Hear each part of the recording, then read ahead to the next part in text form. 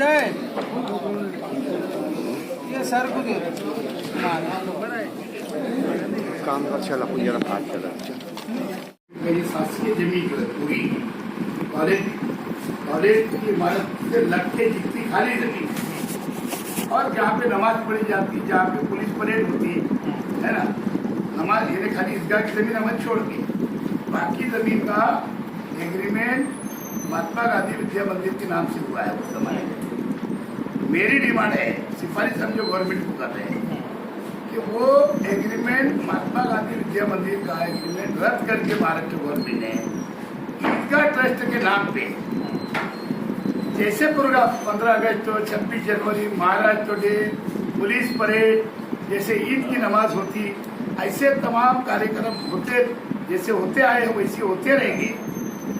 और इनके नाम से उन्होंने एग्रीमेंट महाराष्ट्र गवर्नमेंट ने करना, वो ठहराव करके वो रद्द करके इनका एग्रीमेंट करना, ये मैंने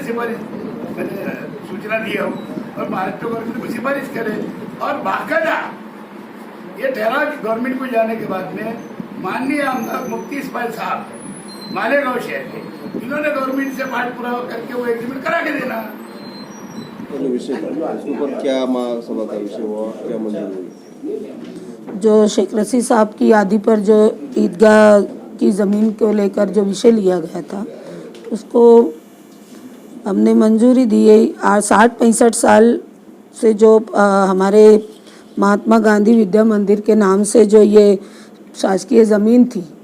ये ज़मीन के ये विषय लिया गया, ये इसको रद्द करके ईदगाह ट्रस्ट उस ज़माने में 60-65 साल पहले उनका एग्रीमेंट हुआ है उस ज़माने में, यानी नाम मात्र भाड़े पर, तो उसको रद्द करना और हमारे ईदगाह ट्रस्ट के नाम मालेगांव शहर के ईदगाह ट्रस्ट के जो महाराष्ट्र गवर्नमेंट ने उसको ईदगाह ट्रस्ट के मालेगांव शहर में ईदगाह ट्रस्ट के हवाले करना और इसका नाम मात्र ही भाड़े पे, और इसका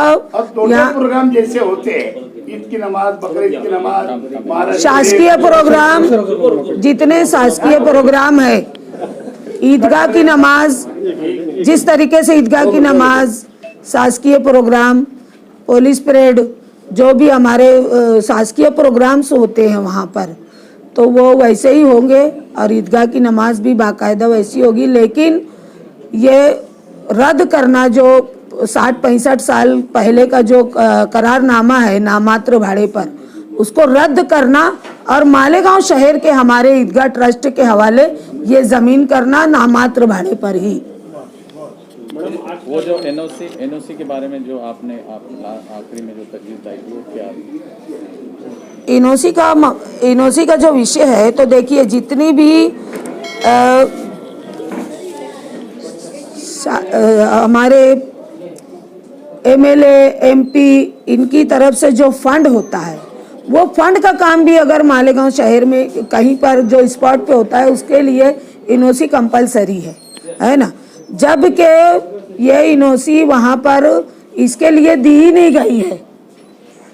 ये जॉगिंग ट्रैक के लिए एनओसी महानगर पालिका से दी ही नहीं गई है, तो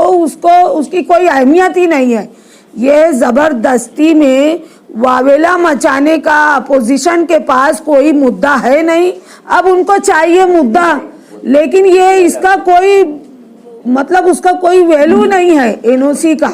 एनओसी दी ही नहीं गई है उस काम के लिए, तो वो उसकी अहमियत कुछ है भी नहीं। लेकिन ये अपोजिशन सिर्फ और सिर्फ फोटो खिंचाने के लिए और अपने आप को नोटिस कराने के लिए, क्योंकि इनके पास ना तो काम का कोई मुद्दा है, ना तो इनके पास कोई विकास का मुद्दा है, ना तो इनके पास इन्होंने कभी किसी वार्ड में कोई काम किया है। अब जो ये इनको जाना इलेक्शंस में है तो इनके पास कोई मुद्दा नहीं है, तो ये कहीं भी मुद्दे तलाश कर रहे हैं। ये बेमायनी फजूल सी बात लेकर वो लोग बैठे हैं। ये एनओसी देने का काम कारपोरेशन ने उस जगह पर किया ही नहीं है। ये हम मालेगांव ट्रस्ट को ये नाम पर करवाएंगे और ये करवाने के लिए हमारे एमएलए मुफ्ती मोहम्मद इस्माइल कासमी साहब ने इस आगे पाठ पुरावा करना, ये हम ठहराव करके हम शासन को भेज देने वाले हैं।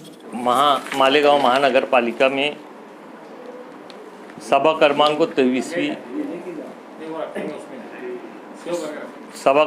23वीं और 24वीं महासभा महासभा हॉल में थी और ये ऑनलाइन मीटिंग थी। तो एक 4 बजे मीटिंग थी, जो जर्नल हमारी मीटिंग रहती है महासभा की, वो 4 बजे थी, और उसके बाद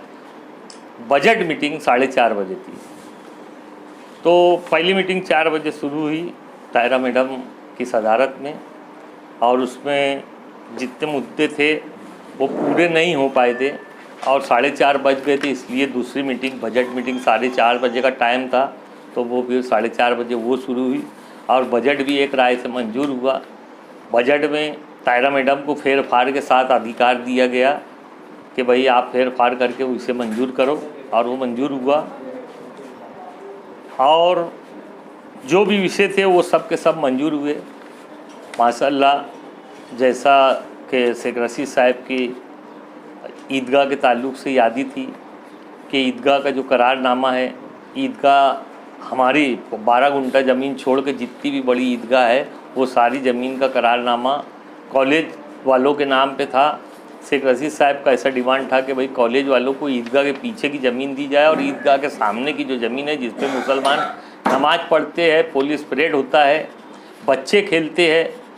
चाहे वो कॉलेज के बच्चे हो या शहर के बच्चे हो, बच्चे खेलते हैं, और जो भी काम होता है वो काम वैसे ही होते रहेंगे, नमाज़ पढ़ी जाएंगी,